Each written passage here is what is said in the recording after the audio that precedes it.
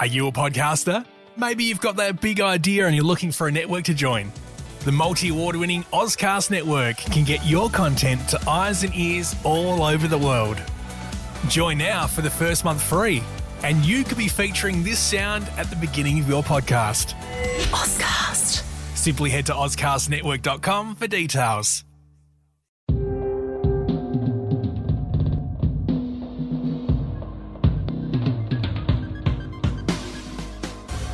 No one can pull off a keynote quite like Apple. Do you think that's fair to say?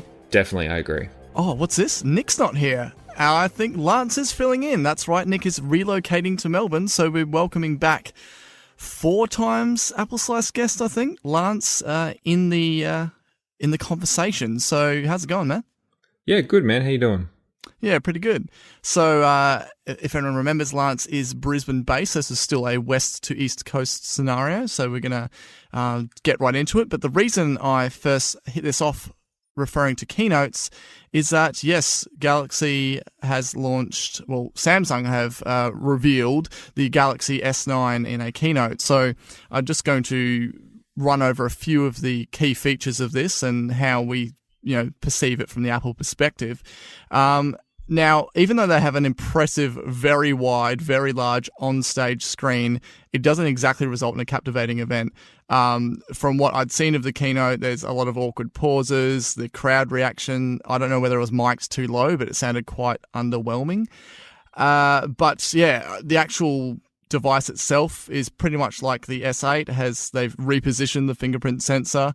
I still think it's that the whole back area where the camera housing is going to get covered in fingerprints. Now, they push that as the main unlocking method because, to me, their form of facial unlocking is just cannot touch Face ID. So Face ID is very much still in the lead there. Absolutely, I agree. They introduced something called AR emoji, so it's kind of like their take on Animoji, but it sort of is meant to detect your face and create a 3D sort of emoji version of you. Some of the results I've seen so far are quite mixed. I think it'll be fun. It's definitely a bit of a gimmick, like Animoji is, to be fair to say. But yeah, early reviews suggest that the actual facial tracking just pales in comparison to what they've done with iPhone 10. A feature that I do actually am quite impressed with is the dual aperture. So basically, the camera itself can automatically adjust the aperture physically. So this would be interesting to see in real life examples. I think the tech itself is pretty cool. But yeah, it remains to be seen whether Apple will go down this route or not. And so before I just cap off the last point, what do you think of that dual aperture, Lance? In general, just the camera does look very impressive. I mean, these Galaxy phones have had very, very impressive cameras for a long time. I mean, they've been going the way of high megapixels, along with, but now they're heading into some more Apple type things like dual aperture and letting more light in and things like that, which is quite impressive. I mean, they definitely have a rival phone maker when it comes to cameras. And lastly, they couldn't help themselves but make a dig at the notch with the capping off the sentence. And as always, there's no notch. Like Nick and I have said, there's more screen. There's a larger screen to body ratio on the iPhone 10. Apple use that screen real estate in the left and the right of the notch. And the Galaxy S9 still retains a top and bottom bezel. So I still don't... Yes, okay, the notch... when you maybe first saw it, it might be a bit like, oh, what's that? But with us both being iPhone 10 users, it pretty quickly doesn't even come into the actual user experience. Absolutely. I don't even notice that it exists anymore. Those top little, ears that they call them are used really well. It's extra screen real estate, as you said, and it really is edge-to-edge screen, whereas, looking at this new S9, it's a fairly thick bezel, especially on the bottom, considering there's nothing down there. And that's obviously just for uniformity or something like that. But it's definitely, they're not taking risks, which Apple have done. And yeah, it's taken a while for people to get used to it, but it just makes sense. I still think Apple are pushing towards a notch-less design, but to me, that'd be at least 3 years away, probably. So until then, I think the only thing that they might do with iPhone 10 or this style of design is maybe even reduce that uniform micro bezel even further, and probably reduce the notch, if possible. But yeah, it's one of those things that unless you actually own it or use it yourself, it's not overly fair to kind of like make fun of it, because the actual user experience, it doesn't really even come into it. What I want to kick it off with, though, this episode is product perception. And I made a purchase a while ago, but it's not until now that I thought it was quite timely to review it, and that is the iPhone 10 silicone case. And this is because you and I both have the same model. So would you like to tell me about your case? Yeah, it's exactly the same as yours, I believe. Yep. It's the silicone iPhone 10 Apple branded dark olive color. Yep. So, what's your thoughts on it now? From the actually handling it, the feel, the color itself. Is there any cases of or evidence of wear on it? No, not really at all. I mean, it does have I think it's got a tiny little mark on the front, like something may have gouged it out, but nothing that's noticeable. But you kind of get that with being silicone, it's quite a soft material. But I love the feel of it. It feels really good in the phone. I actually went into the Apple store thinking I was going to buy a leather case. But I actually preferred the feel of the silicone case. I love how grippy it is, and I don't feel like I'm going to drop it anymore. And the main reason for getting a case was just to avoid scratches and things. I'm not a big phone dropper, but just putting it down on surfaces, I was just afraid I was going to scratch the back glass all of the time. So it's just made it a much more usable phone. But then, of course, every now and again you take the case off, and I just wish didn't have a case. Yeah, that certainly is the case, because when you do take it off, you're like, oh wow, I really, really love this design. It is a bit of a shame to have to put it back on, but at the same time, I just love that sort of beveled edge cutout that fits around the camera housing. It's just so neat. And the fact that you just have that extra confidence that you can put it down and not worry about it. I think with myself, I have the black leather case too. I love both of them pretty equally. I've had the dark olive on there since I bought it. I just love the fact that it's a bit more grippy. The only thing I've noticed is I am more constantly sort of like rubbing sand or any particles off of it. Like, it does come off relatively easily, but it does sort of...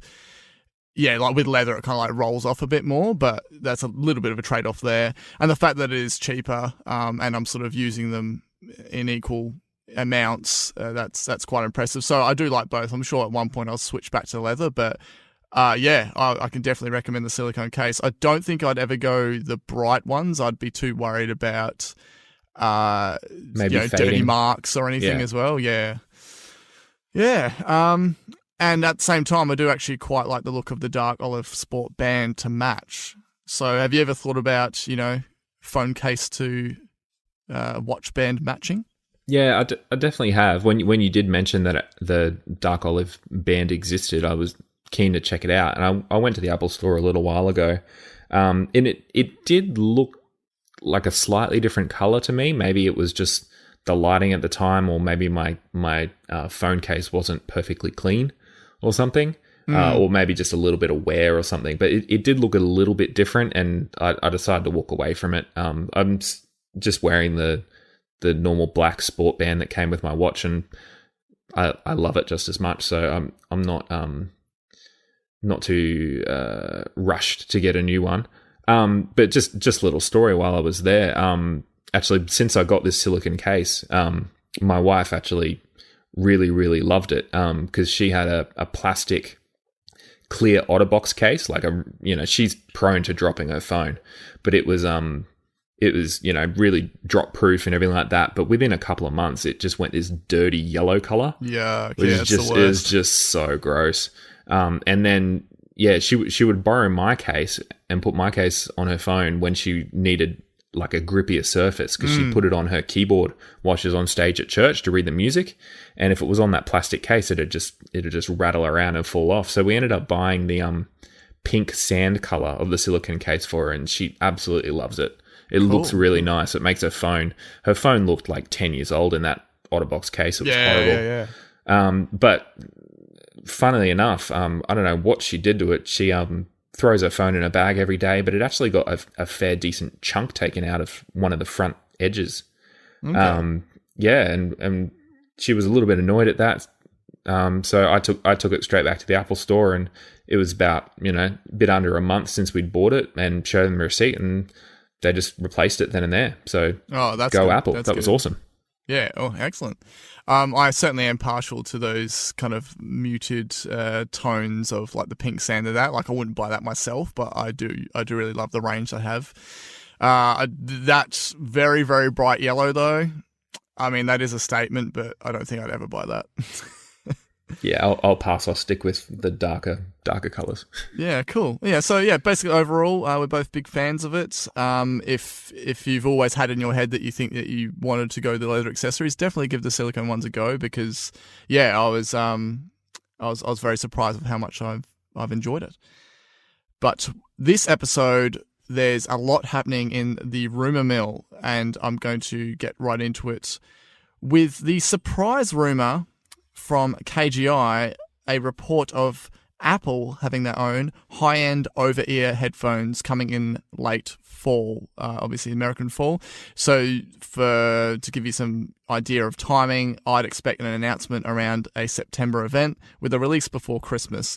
This is supposedly not a successor to Beats 3, but rather a top-end over-ear version of AirPods. As I said, bit of a surprise. I think it certainly seems possible, given their audio focus with HomePod. What do you take of this rumour, and does this sort of thing interest you? I definitely see it as possible. I mean, it is a space that Apple isn't going in, and they've seemed to be focusing less and less on Beats, probably just trying to get, meld everything into their own branding. But I mean, personally for me, it probably doesn't interest me. I listen to a lot of music and a lot of podcasts on the go, wanting to be able to hear what's going on around me or looking after my baby or things like that. I don't want to be sectioned off from the world, but it definitely interests a lot of Apple users that do a lot of traveling on planes and things like that. It's definitely a market that Apple could get into, and with their sound quality of the AirPods already, plus what they've probably learnt in creating the HomePod, I think that they'd be the over-ear headphones to have for sure. Yeah, I'm certainly interested to see the actual design of it as well. I'm picturing something that's here's a silver white and here's a space grey that's probably actually going to look black sort of scenario. And yeah, I don't think I'd be buying them, but I am glad they are entering this space. I kind of not so much felt uneasy, but the fact that Beats has always just repped that over-ear market for Apple is I've kind of been interested in them taking the focus away from Beats. Like, still sell the Beats stuff, but to me, Beats very much mostly has their signature bass-heavy sound, and I personally don't think that's true enough to the music. If you listen to hip-hop and stuff that Beats is certainly aligned with, yeah, that's great, but I prefer something that's going to treat, every genre of music respectfully. That's why I love the HomePod so much. So yeah, if this does come true, I'll be very happy to see it. But yeah, I'm happy enough with my HomePod, with my AirPods. So there it is. The interesting though, thinking of it as a over-ear version of AirPods, do you think they would incorporate touch gestures on the outside of it? Well, I mean, there's going to be so much more real estate to put actual physical buttons. I suppose it depends on whether they're going for water resistance or waterproof as well. I mean, less buttons, more waterproof. So who knows? Maybe there'll be enough space for some form of volume up, volume down with like a touch drag. Yeah. Oh, yeah, maybe. Yeah. So rather than a physical button, just, swipe. Yeah, that I could think work. Typically, especially given HomePod's design, there's no buttons at all, no actual physical moving buttons. So, yeah, the less buttons, the more Apple in my mind. Mm-hmm. And then, yeah, March is looking like something else is coming out, Lance? Yeah, there's a new report from Mako Takara that, I'm not sure if that's how you pronounce that, but AirPower, the mat for wireless charging multiple devices at once, apparently we're going to see it in stores and primary resellers in March. which is a couple of days away. Yes. So that's quite exciting. I've always said I'm definitely getting one. I've held out from the wireless charging pad thing for AirPower. Do you think you'd get one? And what's your predictions on pricing? Yeah, I definitely would really like one. I did end up, my brother bought me a very, very expensive Samsung fast charging wireless charger for Christmas. And I use that at work. It's a stand-up one. It's really good. I can, Face ID while I'm charging and everything like that. It's been fantastic. But for home, I have held out to, because when you're on the side table, you got your phone, you got your AirPods, you've got your watch.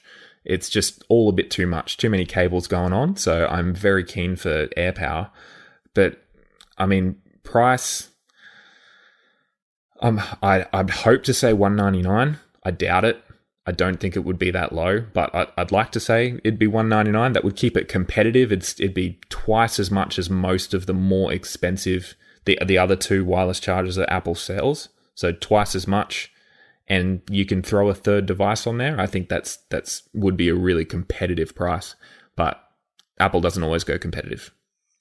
Yeah, it's getting there though. With stuff like dropping the prices on iPads and such, they have kind of like shifted their mindset a bit there. But for me, I'm still thinking around the $229. As I said in predictions episode, Nick went as high as $249. I think that might be a bit of a stretch.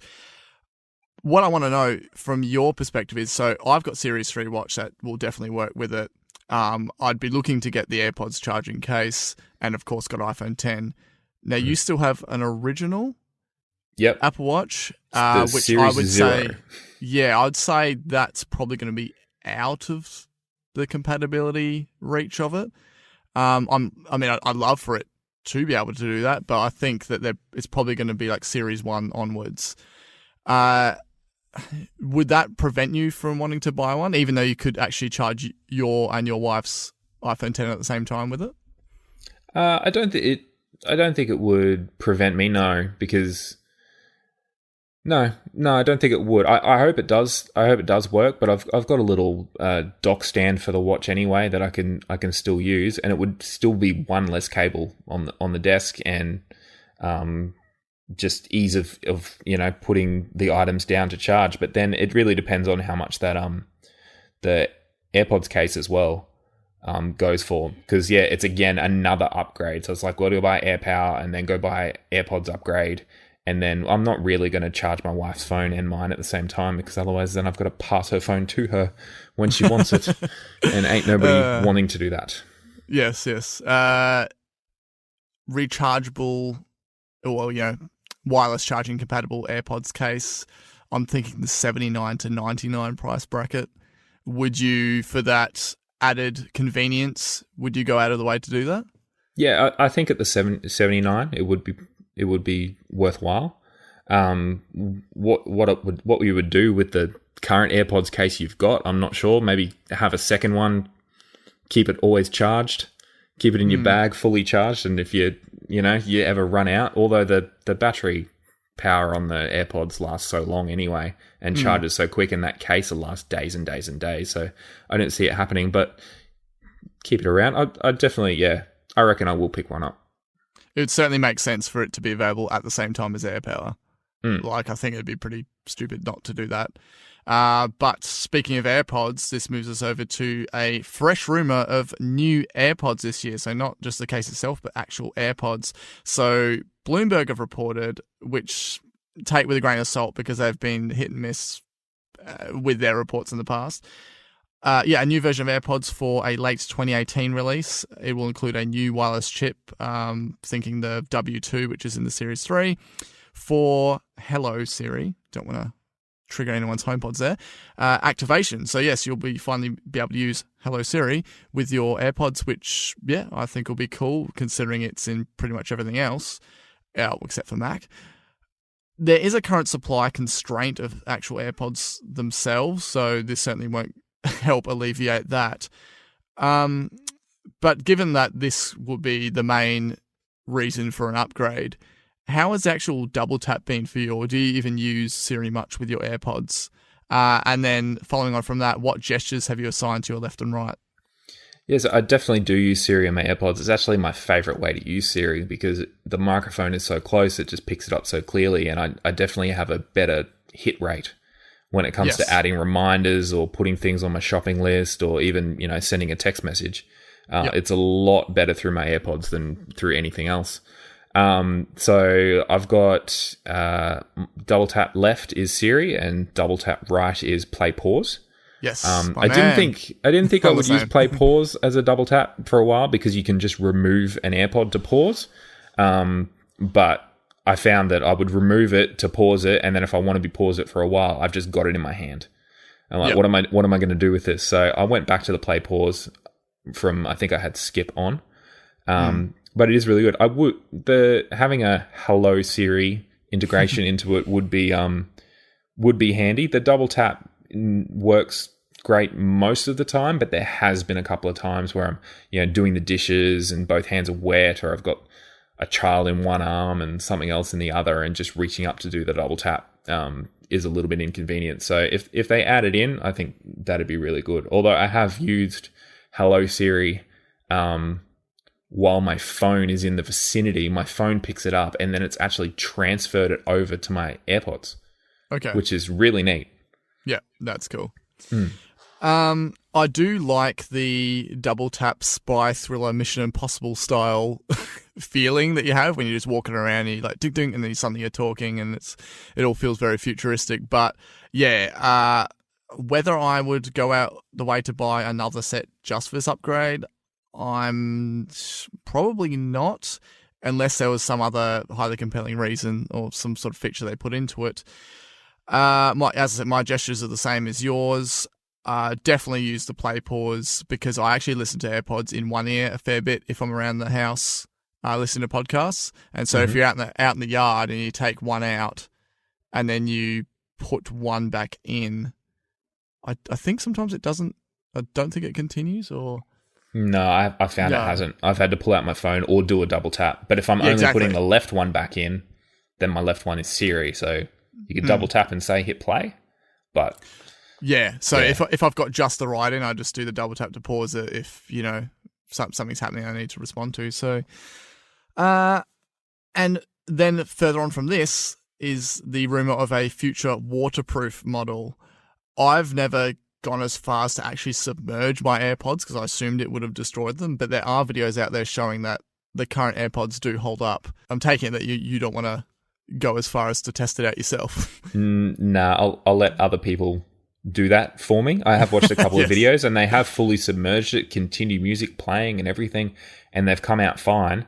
I certainly wouldn't want to risk it, but it is nice. So, there's been a few people in some Facebook groups and stuff that have said they've sent both their AirPods with or without the case through the washing machine and they've come out fine. So they're definitely not waterproof, but they're definitely hardy, which is really nice. This is one of those instances, like with Apple Watch, where Apple are quite conservative with, actually talking about waterproofing as a feature. So, for example, is that Nick with his original Apple Watch, he would just wear that in the shower, even though it was not, shown off as a waterproofed, Apple Watch. It had a slight amount of, water resistance in terms of its feature list. But I think he'd seen enough of people actually using it in the water or, in the local pool or whatever, that he would just do that. Now, I was one of those people that would never want to take that leap. So it's not until actually getting my Series 3, which is definitely, all the adverts have got people using it surfing, people swimming and stuff, that I've actually gone as far as to submerge it. Now I just wash my watch every day. Like, no big deal. And I used to get a few crazy looks at the start from my wife being like, isn't that going to destroy it? And you're like, no, man, it's waterproof. So I think it's one of those things that I probably could have actually done that with my Series 1, but I just didn't want to take the risk. And the same thing I think is going to apply to AirPods. It's like, people can actually prove that you can submerge it, but until Apple says you can submerge it, I don't think I want to take that risk. Yeah, it's not worth the risk because if it does actually end up damaging it, Apple said it's not waterproof. So you're not going to get a replacement. You're not going to get a discounted repair. And then you're without a watch. Exactly. or without AirPods. So Yeah. So moving from audio to larger screens, we have something supposedly coming. Yeah, so French tech site Consumac has discovered some new devices registered in the Eurasian Commission database. So they Sounds found, so military. yeah, Eurasian Commission database. What they found two new model identifiers that have been described as tablets running iOS 11. So it sounds like new iPads to me.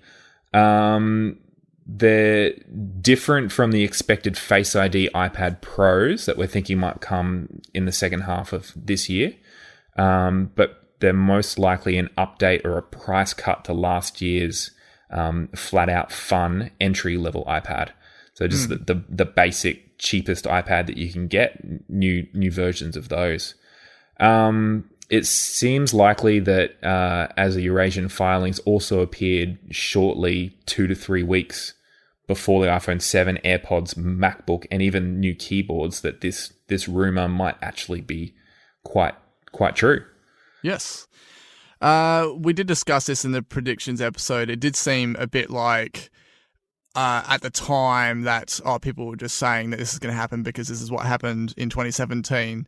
But I think, given the track record of this, what is it? The Eurasian Commission database, that, this very well could happen. I'm thinking at most some slight spec bump, same design, and maybe a bit of a price drop just to even make it even more competitive. But, when we were discussing this around March last year with Nick, we were like, wow, this is a really good price for iPads. So now, if this rumor is to be true, this would be a really, really good time to get into iPads. I think this is probably a way to help cover also the people that are chasing new iPad mini. So it's kind of like it used to be the fact that, the iPad mini was cheaper. Well, no, these iPads, these full-sized regular iPads are cheaper than iPad minis. This actually, the timing could be quite good because my nan-in-law, her iPad mini, she's had for over 4 years. It's getting a bit long in the tooth. So she was considering doing getting an official battery replacement, or something like this could actually be more up her alley, and she's got more screen real estate. In terms of how they'll do this, I think much the same as last year, it'll be an online launch. And in terms of the other rumor we just previously spoke about, it could happen. It seems likely to me that it could happen alongside an AirPower and the AirPods case launch.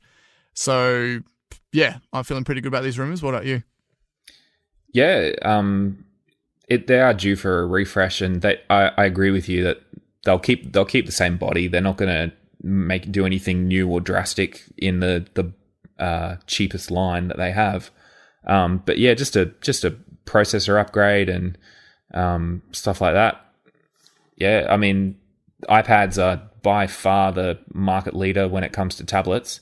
Oh yeah, 100%. And they're loved by everyone, young and old and children, and so especially for the young children and the elderly market that just want a computing device or a games educational item or a babysitter essentially for the younger kids. They're so often just used for that. So having a cheap, accessible, up to date, fast version that runs all the latest and greatest apps is it just makes sense for Apple to do, really. Put it this way, anyone I know who's got iPads that are like middle-aged and above, it's pretty much their Facebook /messaging /Netflix machine. And this would just be perfect for that. So this would definitely be a good contender for any gift ideas out there, I think. Because it's, yes, it's a bit of an outlay, but it's certainly not going to break the bank if you want to give it to a loved one. It might actually convince me to upgrade and get a new iPad. Yeah, I was actually gonna ask you about that. So you're still, where are you at in the iPad space? The third generation. So wow, even prior to Lightning adapter. So you got the first Retina. First, they upgraded to the fourth generation within like 3 or 4 months. Yes. of it being released. So I felt absolutely gypped. They put a faster processor in it and just put a Lightning cable, and I am running out of those 30-pin connector cables. Oh, they're no. just, and then I've actually realized recently that the port is actually dodgy.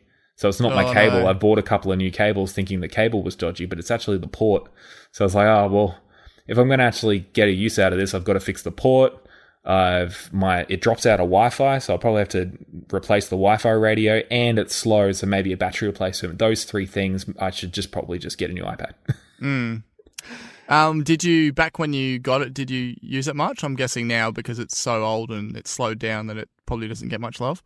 Yeah, it doesn't get much love now. I mean, especially with the bigger screens on the phones now as well. But I did use it a lot until I ended up getting my MacBook Air. Okay. And yeah, I was just using it as the bigger screen device, surfing Safari and things like that. But then once I got the MacBook, and it was my first Mac I'd ever had, I fell in love with it, fell in love with the operating system, and I kind of never went back to the iPad. It was more my wife would use it. I always used to say, oh, maybe we should just sell the iPad. But my wife really wanted to keep it. She liked it. She liked using it. So it kind of became hers. But now it's slow, frustratingly slow. I almost feel like I need to try to figure out if I can roll it back to an older operating system. But again, it might be battery. It might be, who knows. So I think with the iPads, they really improved a few models into it. So like my iPad Air 2, which essentially became a hand-me-down from my other half, that's still going great. My iPad 2, second gen, still serves its purpose as a, video player for the kids on long trips. Like it's still going. It is slow and it feels very jittery, but for that purpose, it still works fine. And because it's less powerful, because of the actual internals, its battery life is better than the iPad Air 2 when playing video. Yeah. So I just think it probably wasn't until like the Air line that they kind of, I think, figured out better longevity for the tablets. And so now, I've got this 10.5-inch iPad Pro, and because we mentioned the Face ID iPad Pros, I'm very keen to upgrade to that. Nothing wrong with my current one, but to have a Face ID iPad with a uniform bezel, a la my Concept, I would just love to see that. So, just addicted to the new Apple products, Simon. Yeah. I think Nick's a bad influence. He's prior to the podcast, or prior to like even meeting him, I did upgrade, but at less frequency, and I think he's gone through like 6 or 7 watches now or something between him and his partner. It's insane. That's ridiculous. Yes. Yeah. Nick, you have a problem. Yeah. All right. Bought the Series 0 watch. Still rocking it. It still works. It's a bit slow. Series a bit unresponsive. All good. Still rocking it. Cool. Before we move on to the next part, what's your thoughts in the watch? Are you going to hang out around till a Series 4 or something? I don't know. I mean, Series 4 will be this year for sure. And I definitely would hang out that long. I'm satisfied with what I've currently got. Don't really feel the need to get the 3. Not at this point. I did when it first released. I was like, I kind of want a 3. But now it's this point. I'm so far. I'll buy the 3, and then the 4 will come out, and then I wish I had the 4. So yeah, I'll wait till at least the Series 4, and then see really. See prices, see what, I mean, the Series 0 is getting old enough that it's becoming, even though it's in very, very good condition, I don't think it would sell for much. So no, it'd be more likely I'd just pass it on to my wife and see if she'd actually wear it, because she stopped wearing the Fitbit recently. So who knows? But yeah, it's just one of those items that, especially because you can't, like, it's not like the phone where you put it on a plan or something. It's like, all right, although there are plans available, most of the time it's just a show up and drop the cash. So I don't know. I'm quite happy with it at the moment. I use it every day. I'll wear it every day. It's not that frustratingly slow, especially for docked apps. If I put an app in my dock, it works really well. And I don't use it for that much. It's a notification center for me, essentially, bringing me my notifications, my texts, letting me reply, add some things to to a shopping list with Siri. Other than that, that's all I need it for. So I'm not even that much into the fitness stuff. I go to mow the lawn and I'll tell it to do a workout other. Yes. or go for a walk with the dogs, but I'm certainly not a gym junkie or anything. So yeah, that's great. Having a waterproof would be nice. They'd be able to wear it in the shower and things like that. But even then, like if I put on any band other than the original Sport, if I'm going for like a Milanese loop or a leather or something, I probably wouldn't want to put that in the water. So even then, it's like, much for muchness. So I'm happy right now, but certainly, I don't know. Bit jealous of your new Series 3, Simon. But. The one thing I would point out to anyone, if you're wanting to get an Apple Watch game and you're looking to buy secondhand, is there are so many people out there, pretty much 95% of these secondhand listings, trying to pass off a Series 0 as a Series 1. So do not fall for that trick. Because initially, my other half was like, she randomly was interested in the watch after I'd, sold off my Series 1. And so I was like, she goes, I don't want to spend too much. Are there any going, any good condition ones going secondhand? I was looking around, I was like, yep, cool. And yeah, the big giveaway, if anyone's looking at that option, is if there is a serial number on the ring on the underside of it, then that is a original Series 0 watch. So all serials from Series 1 onwards are actually within the lug area where you attach your bands. So I told a good 3 to 4 people that I needed photos for closer inspection, especially of the underside. And then as soon as I told them, no, that's actually a Series 0, suddenly no reply. So there you go. Wow. Yeah, I did not know there was that difference. And I'm looking at my Series 0 right now, and true to form, it says serial and a whole bunch of numbers and letters. Yeah. So I didn't know that was not on the newer watches. So that's good. That's a good tip. Yeah, definitely. Okay, so we're going to move on to Deal Down Under, and I want to talk about Apple Pay Cash. So if you can hark back to when Apple showed this feature off, it is peer-to-peer payments within iMessage. So Tim Cook has stated that it's actually coming to Brazil this year. And while it's not confirmed, it looks like it's launching in Spain. And there's actually other reports of it currently working in UK and Ireland.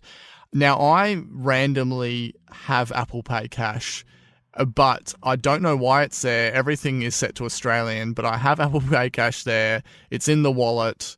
There's the iMessage app, but all the references to it are with US. And if I attempt to try to send money to someone, it says, Lance cannot receive Apple Pay Cash at this time. Wow. So that's really, really strange. Yeah, it's strange. It is cool having the sort of iridescent effect of the card in wallet for Apple Pay Cash. So that's cool to kind of check out, but unfortunately, I can't use it. So I feel like by iOS 12 release, it's got to be in Australia, particularly if people are saying that there's reports of actually working in places like UK and Ireland.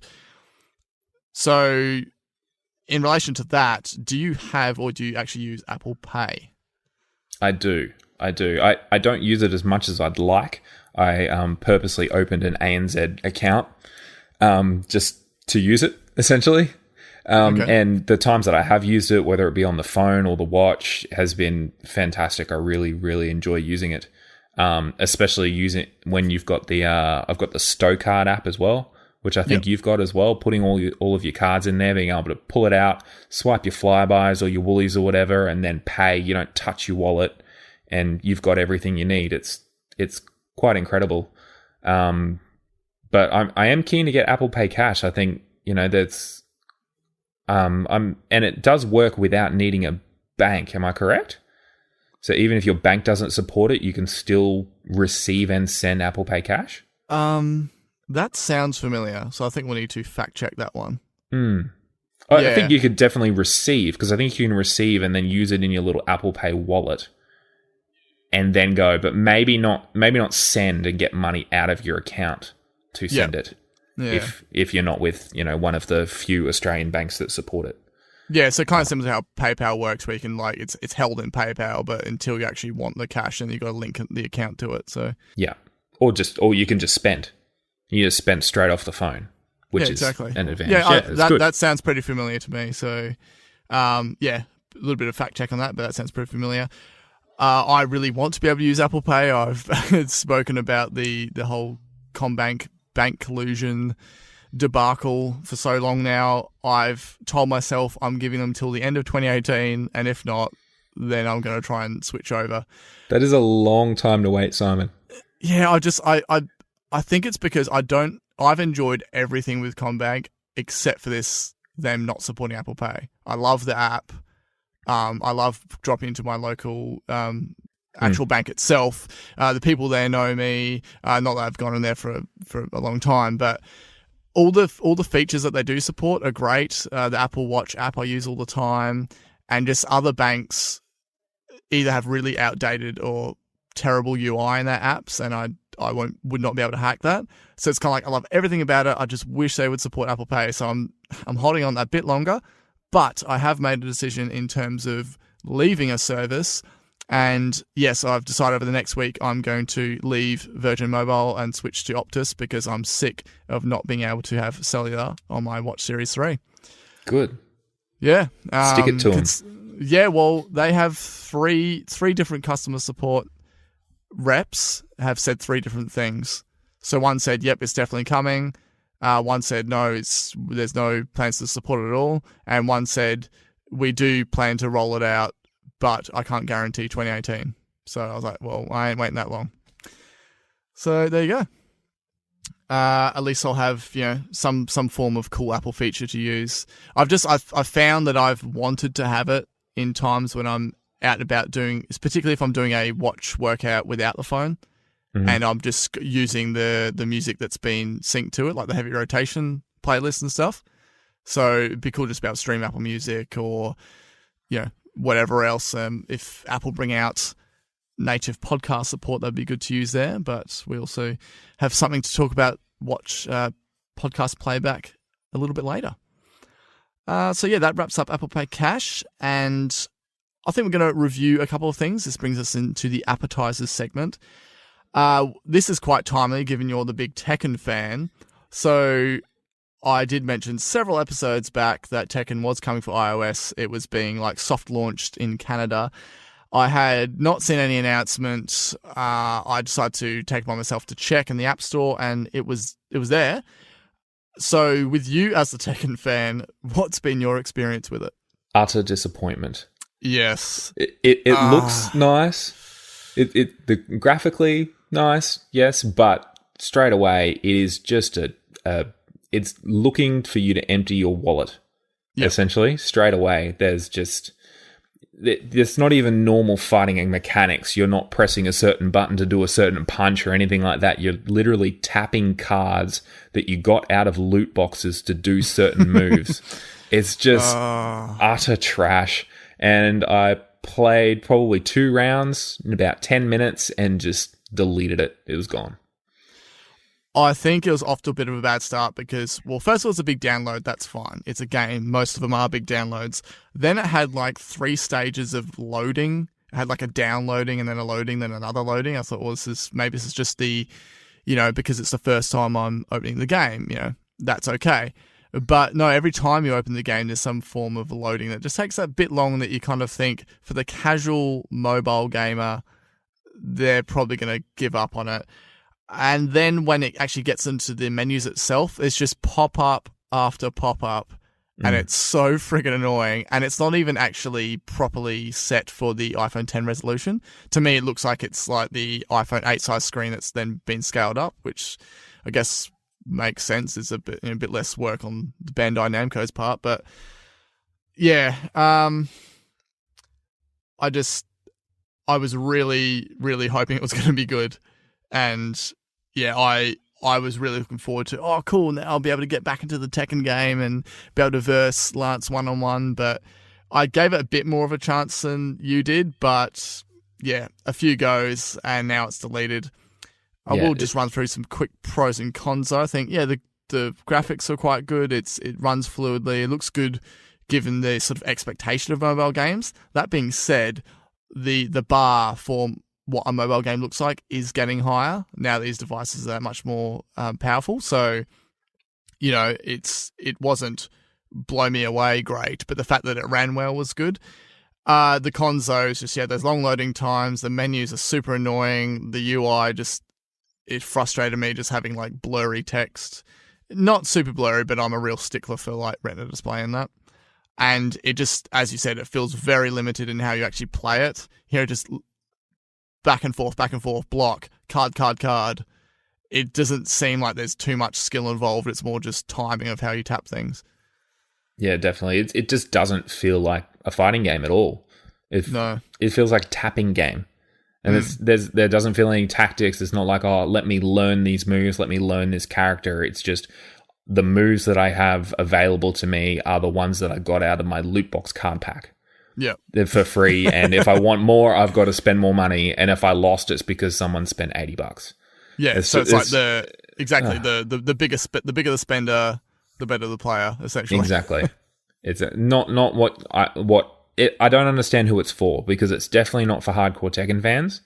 And I think casual gamers with those long loading times and just heavy pop-ups will get sick of it pretty quickly as well. So I think it's just failed all around. Yeah, it's a bummer.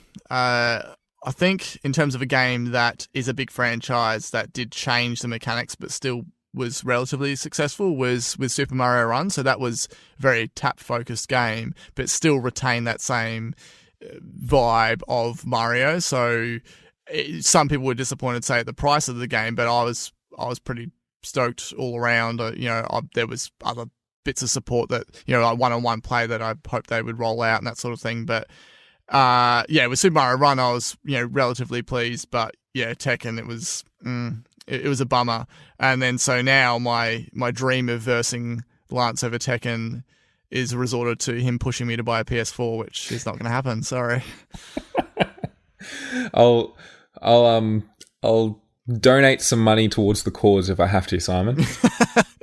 Nice. Or just, I don't know, buy one less Apple product and you can probably buy 2 PS4s. That's true. You did actually point that out. Gaming, like, I haven't bought any form of console for a very long time. I was massively into gaming before I was into Apple, in the sense of like Nintendo fanboy. I used to have like courtyard debates in primary school of Nintendo versus Sony. This is before Xbox was even a thing. Mm-hmm. So I was just like, white boy repping Nintendo. And it's so I still have a lot of nostalgia for that, but I don't think I'd go my way to buy a PS4, given just I don't have much time for games in general. But yeah, it is, given what I spend on Apple products and what I've just grown accustomed to think is a fine amount of money to put towards something, gaming is very cheap in comparison. So yeah, if I just had more downtime, I may even be tempted to go down that road. But one day we'll just have to meet in real life and do a real life Tekken replay. Oh, definitely. but then you haven't played in so long, so when you get completely obliterated, it'll be, I haven't played it and I haven't had a chance to practice.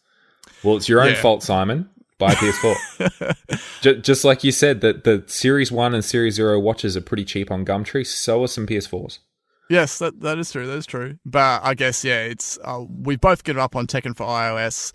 It's good that I'm not trying to train myself up with this game, because if we did ever actually play in real life, I'd be like, where's all my cards? Where's my loot boxes? So, one app I do want to talk about, though, is a watch app called Outcast. So this is a podcast playback app. Before I give my review of it, have you tried any dedicated podcast players for Apple Watch? No, I haven't actually. I think I've considered doing it, but I think the whole long transfer of like having to get the podcast onto the watch ready for when you want to play it, and lack of, I don't think there's been any that I've noticed that have automatic syncing between a phone app and a watch app, so you can just pick up from where you left off, which is what I'd really be after. Exactly. That's ultimately what we want. Is if I know you don't use Apple's podcast app, but that's really your best chance of having that sort of functionality. And as Nick and I have said several times, surely it's coming this year. So fingers crossed for that. But in the meantime, I went out and paid for this app. I think it was around $5 or $6. But I first came across it from 9 to 5 Mac. They said Outcast is the best podcast playback for Apple Watch, which I can agree with, given that there is actually a fair amount of limitations in Watch OS for developers, and there's not much else to offer in this space. So I did try out and review previously the Workouts Plus app, and that was pretty big fail all round. So I'd say on a scale, if that was a 0 and our dream Apple Podcasts app is a 10, then this would be around 6. So first of all, there's no workout required, so that's good that you can just start it wherever you are. Even just within the house if you want to. But the unfortunate thing is that third-party apps can't yet control volume playback or include any sync or subscription features.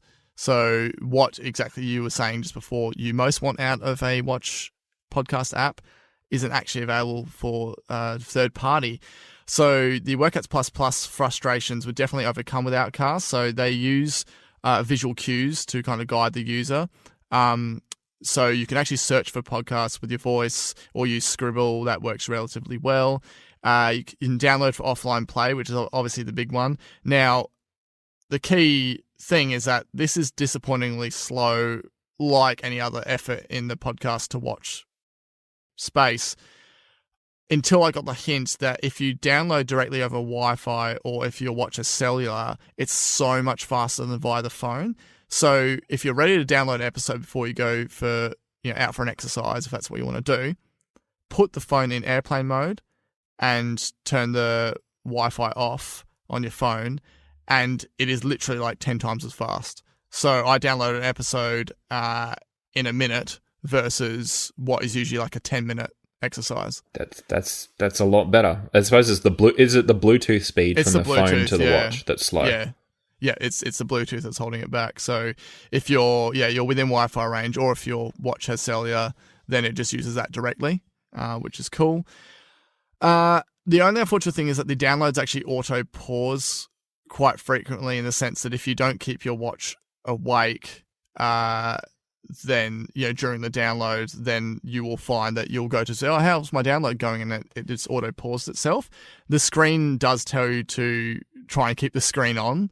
So obviously there's some form of limitation of the sleep and wake of the watch that's affecting this.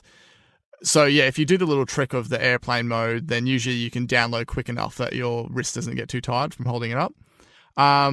So yeah, my first test download wasn't ideal because it was via the iPhone and it was on work Wi-Fi, and then the screen off was an issue. So once I figured what I mentioned just before, once I figured all that out, the second test, done the right way, it was quite impressive. App itself also has customizable colors. You can customize the skip duration, which is cool. Something I didn't realize till later is that the actual digital crown acts as the scrubber. So this threw me off at first because I'm so used to using the crown for volume control, especially when I'm on an exercise. And suddenly I was like skipped ahead by 10 minutes because there's no actual buttons on the screen or any ability to drag the scrubber. So once I'd figured that out, that was actually convenient because aside from that, I was kind of frantically, jamming 10 seconds before or after and that sort of thing to get ahead or go back. Mm-hmm. Unfortunate thing is, given the limitations to developers, there is no AirPods support, so the autoplay pause or the gestures don't work. Now, how I best use it is I start the episode, I then go start my workout for my walk, and then I just use the now playing screen to play or pause it. But from the now playing screen, there is no way to skip it. So if I do, skip back and forth. So if I do want to do that, I got to just go back into the Outcast app. I had a playback error once, and that was with the AirPods working, but it was telling me that the AirPods weren't connected. So I had to actually restart the watch to fix it. That was a bit frustrating. But yeah, aside from that, the playback has been very solid. When I used the Workouts Plus, I had playback speeding up and slowing down, doing all sorts of weird things. So this is just like consistent, reliable playback. That's great. So, I mean, my advice would be, if you really want to listen to podcasts and go out with your watch without your phone on you or the reliance for your phone, definitely consider the purchase. As WatchOS 5 isn't going to be until around September anyway, if there is any form of Apple Podcast app for it. So with all that being said, I invite you back to the floor, Lance. Do you think you would attempt with purchasing an app like this, or are you just going to hold out for native support? I definitely think I'll hold out. I think my Overcast, I've got 46 unlistened to podcasts at the moment. So all in a playlist, and just if I was trying to put some on the watch and listen to some on a watch with a different app, and then go back to the phone with a different app, I'd honestly feel like I'd forget which ones I've listened to and where I'm up to. So, but this actually makes perfect sense. You are asking when I feel like I would upgrade my watch, and it would be if watchOS 5 comes out and it's got amazing new features and podcast playback and all that kind of stuff, and my Series 0 isn't supported. Yes. That'll be when I upgrade my watch. I also think, and a lot of developers are asking for just better expansion for what they can actually do as a developer for a watch app. So I think once they kind of like lift some of those restraints as well, like being able to actually have the volume control and the AirPods, functionality for that to work with it, it's definitely going to go a long way. So I know that there's I've listened to several podcasts with the actual Overcast creator, and he's gone through all the frustrations he's had with trying to get the Overcast watch app to work how he wants. So initially I used to think like, oh, these developers are creating crappy apps, and I actually realized no, it's quite limited with the developer kit they have. So if WWDC is going to be packed full of all the dream announcements that I want, then I'll be very happy. I'm excited. Yeah, cool. Well, that brings us to the end of episode 45 of Apple Slice. There's just a whole bunch of different stuff we covered. It's been great having you filling in as Nick is doing his relocation. Unfortunately, him being in Melbourne doesn't help with our time zone difference. But yeah, I think this is your fourth appearance. It's third or fourth. I've lost count, to be honest. Yeah, because you were on a WWDC episode, and you're on 2 of our Vox Pips. Yeah, as well. That'd be right. Yeah. This is number 4. Fourth time. So yeah, it's here's to 5. Yeah, exactly, man. Okay, in saying that, is there anything else you'd like to add before we wrap this up? No, I think it's good. Thanks for having me. I really enjoy it. That was easy. You might have to hold out for the obligatory cheers at the end. I'll try my best. Okay, cool. Apple Slice, you can find us on social media at Facebook, Twitter, Instagram, and as well as on YouTube. And you can search in your player for us if you'd like to subscribe. And ultimately, we have our website, appleslice.com.au. And Lance, for those who don't realise, Apple Slice are part of which network? Apple Slice is part of the Ozcast network. Boom! There's currently around 20 other podcasts available, and you can check it out at ozcastnetwork.com. Pass with flying colours, man. All right, I guess the last thing is if you appear on an episode soon, you might have to brush up on your South African accent. I will. I have to work on it. I'm not very good at it. Nice. All right, man. It's been great having you on. Much appreciated for you filling the shoes. And yeah, I hope to speak to you again very soon. Cheers. Yes.